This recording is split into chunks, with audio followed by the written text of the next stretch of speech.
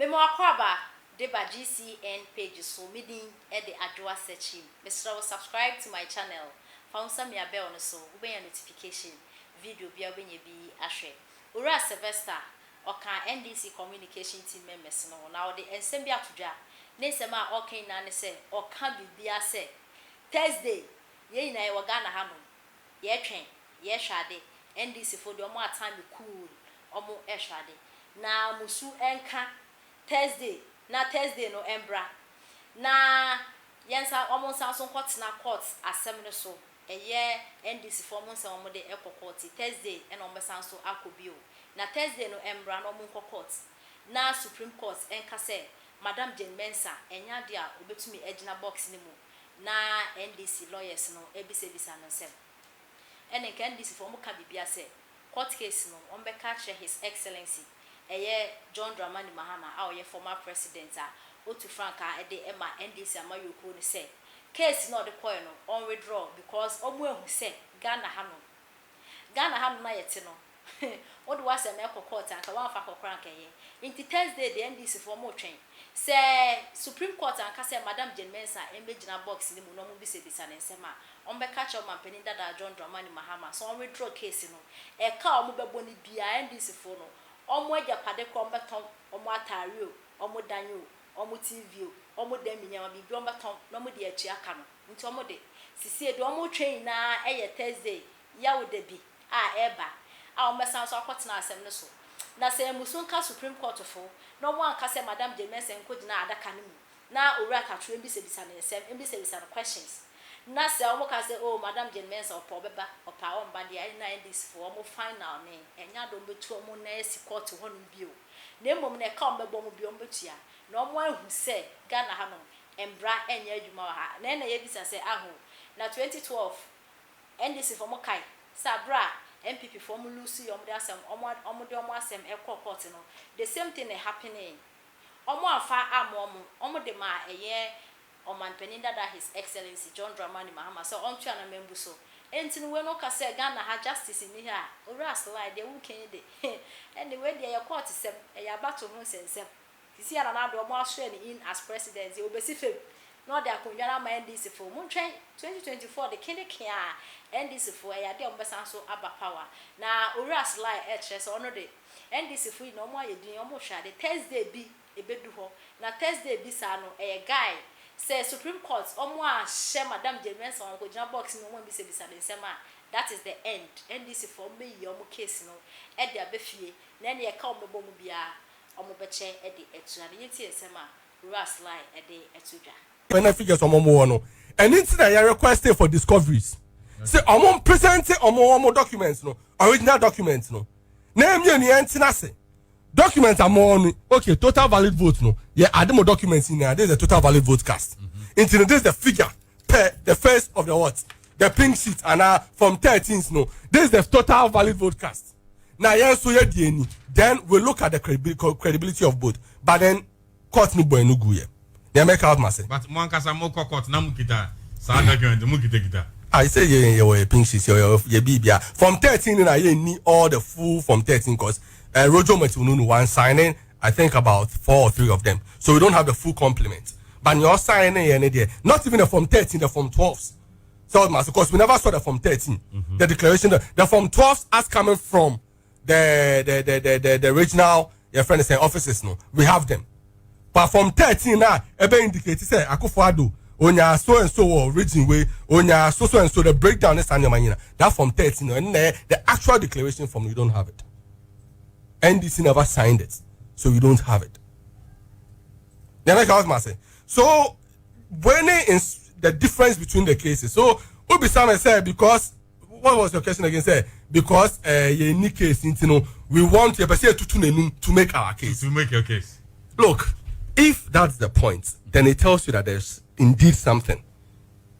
If you're the infant, say, let say, I'm going with your narrative. First witness or call, when to me provide the court no with that evidence, a court, judges, may witness statement in Mitro say, we say, Dr. Cash, one Ceciano, Okra Supreme Court justices for Argentina. Okasi Wintimiana. That's your opinion. Oh, may imagine said I'm a court case now. That's your opinion. So yes, it remains your opinion. We in the NDC there for us, or you're more than that. Oh, okay. He overly and over what articulated his case and proved beyond reasonable doubt. Okay. But in America, they say you let's go with your narrative, Dr. Cash. Okay. Let's go with your narrative. Say, you ain't me improve in the case. Yeah, your case near weak. You ain't me improve in the case. Don't you think, say, the cross-examination of the EC commissioner, no, Crampo should advance their cause, say, to prove beyond every reasonable doubt, say, I'm paying any case. Because in any case, I bet now, assembly baby say, be a one more. Me boa. Now, if you are seeing now, Shombo say, NDC for a move chance from any case. So then, it rather impugns our reputation if you avail yourself. But so one avail you, then you indeed have something to hide. All right, Inti say, Yawada court na hono. May serve notice to NDC phobia mutiemi. Chairman, regional chairman. Vocal notice, oral notice, whichever way. Okay. May say chairman, regional chairman, national chairman will be BOTM say. Thursday, say Supreme Court. Eba, that's what Mbeka say. Unanimous FC by unanimous decision 7-0. Ma Majin Mensa and my name is now witness box no more. Yeah, so by unanimous decision, grassroots for yes, sir, or Mampenny, that His Excellency John Dramani Mahama, yes, no case no, you better withdraw. A capia court, a capia court, a bono, you bet, say, you bet toy and who no money they could share with you. Because then it tells me, say, this court, Supreme Court, is not interested in justice. They are not interested in justice. Say Supreme Court, and I don't want to sound prejudicial, but what I'm saying is, me, my no. Because you travel after seeing all these things. Look, and then at a point I asked myself, say, why is the bench also arguing a case? Me besame home. Say the bench knows where I argue case and because at a point the bench was arguing the case for the first and second respondent. And then you ask yourself, so what is going on? Nipana or no someone find a witness no. Okay, or no name the legal provisions. Who bench no the man legal provisions? Mate Sly. Oh. Jimmy. Okay. That's all right. The bench has every right to ask questions. Oh, why not? Yeah. Yes. Enti say case you question. They don't na bench bisa witness asem. The case you question na bench bisa witness asem. It doesn't mean during the 2020 elections, no, it is an opportunity for you to render accounts to the people of Ghana. Intino say, "I'm training Baho." Say, "Omubogu kwanse usupina he." You be supina no. You intend supina na say. You be force no. You be ma court na force na manaba. I don't know if you get my point. Because she needs to render accounts. Sly. For Kono Bono boy, you know. Sly, there be men far and on to so. Ode mate. And she no sign. Ode mate. Court nyam buan so. Mate. But then, my main call was no so say. Na me misa say. My first witness call you know. Ye bisa no say sana asem na kwakwa ye dia. Mo say aba no obianya. Dia aye first witness. I'm a presidential candidate enya ye. Or say one for figure number.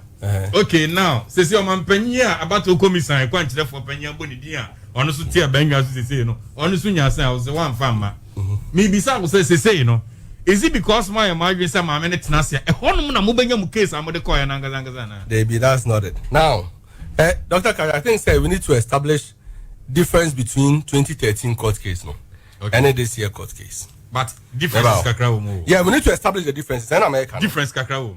And it's a difference so I'm about to establish it to you. In 2013 only me who establish me ma revisit CI no be so ya amend. Yes. Good. In 2013 no MPP omo case and almost select say some polling stations almost say irregularities echo so wo ho.